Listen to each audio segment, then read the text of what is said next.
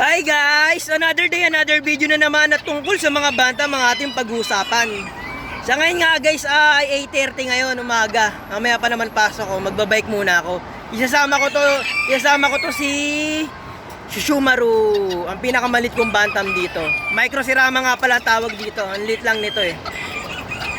Hindi rin to mailap, hindi rin to masyadong matakot sa tao, kaya itong goods na isasama ko. Susunod naman ito si Milky. Sirama din yan kaso hindi puro. Ito talaga si ang puro, si Shishumaru at saka si Rokrok.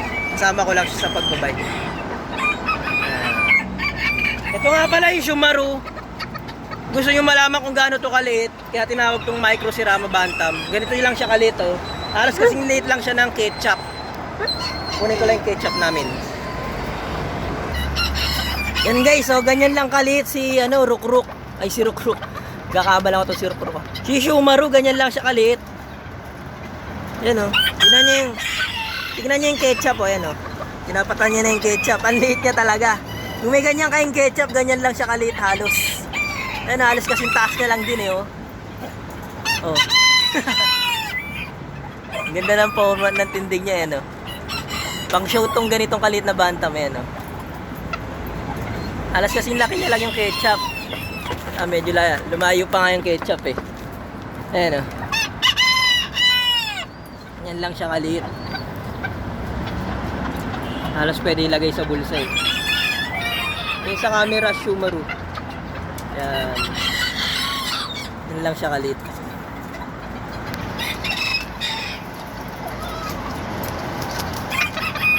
Mapagaspas pa.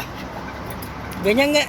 Yung mga ganyan tindigan ni Shishumaru, guys, mga ganyan tindigan ng bantam na nilalaban yung show, ganyan yun. Ang laban din to si Shishumaru eh.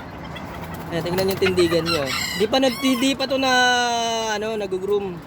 Ay yung parang, may babaguhin pa dito sa katawan nito eh. Ay sa balaybo nito, gugupitan pa to, babawasan. Pero gusto na to panlaban kung ganito ilalaban mo sa lamesa. Ayan, yung late niya. Maliit siya pero nagpapalaki siya kasi ay nga niya niya yung balahibo niya eh.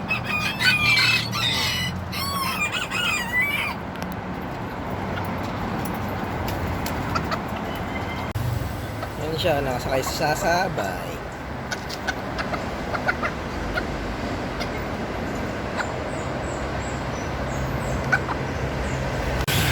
Nga guys, aalis na kami nito ni Rokrok.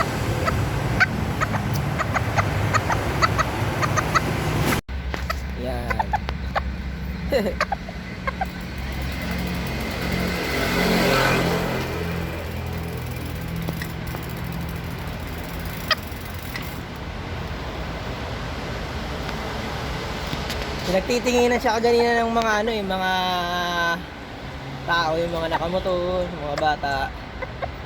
Artista talaga siya. Diba? Kanina tumalon siya eh. Hindi nawala siya sa camera.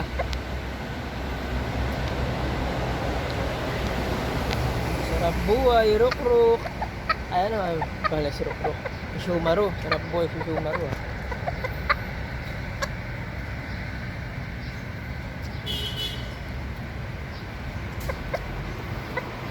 Chen. Ang liit lang eh no.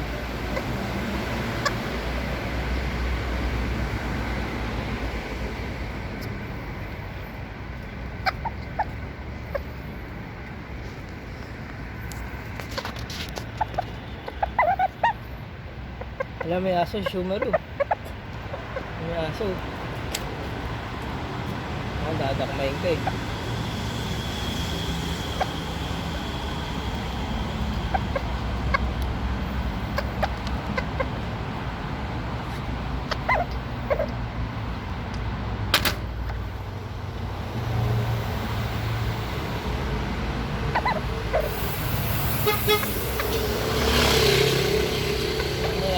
Layo. Busina na.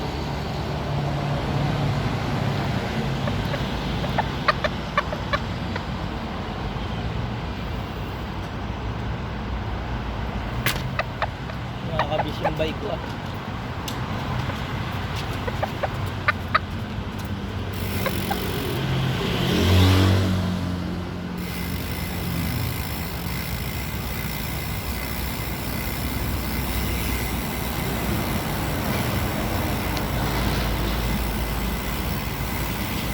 mabilis, medyo mabilis na to.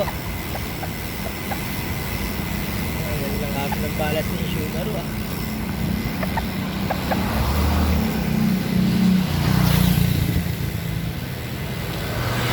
Hindi yung bumalas guys oh. Hindi siya basta-basta nahulog. Kahit mabilis yung takbo.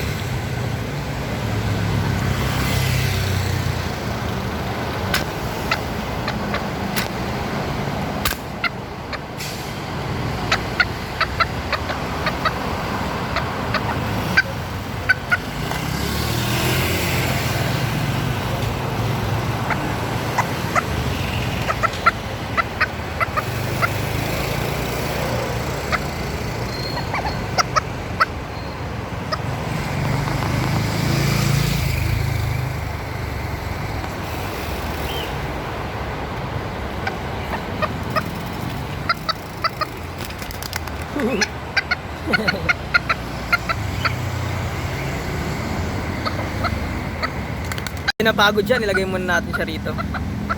Nahulog siya kaganina eh. Hindi naman nahulog, tumalon siya.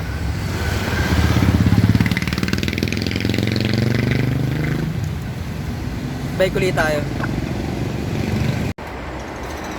Yun nga guys, pauwi na kami. Ito na yung Subaru. Guys, nakarating na kami. Yun nga guys, nakarating na kami dito. Uwi na kami. Tatalo niya si Rokrok, alam niya yung bahay niya eh. Talon! Ayan, uwi na siya. Uwi na kami. So yun nga lang guys ang ating mixing video na pinasyal natin si Rokrok. Ang bait niya kanina, hindi siya tumatalon sa bike ko eh. Para siya, basta nga mo niya parang sanay na sanay siya. Ang galing niya nga bumalance eh. Pero kaganinang medyo mabilis yung takbo, medyo tumalon siya doon. Di lang nakakuha lang sa camera, pero tumalon siya kanina. Yan, nabigla yata dun sa lakas ng may maingay kasi kaganinang dumaan na motor eh. Kaya tumalon siya. Kaya umuwi na muna kami kasi delikado, masyadong maraming dumadaan ng mga motor doon eh, kotse yun, baka madisgrasya pa. Baka mabigla siyang tumalon, madisgrasya pa. Eh, ang lit-lit niya pa naman, di siya makikita. So yun nga lang guys, yun lang ating maiksi video. Kung interesado po kayo sa mga ganitong video, mag-subscribe lang po kayo, like and share, comment. Sasagutin ko po yung comment nyo. Nga lang guys, maraming salamat po sa panonood. Bye po muna!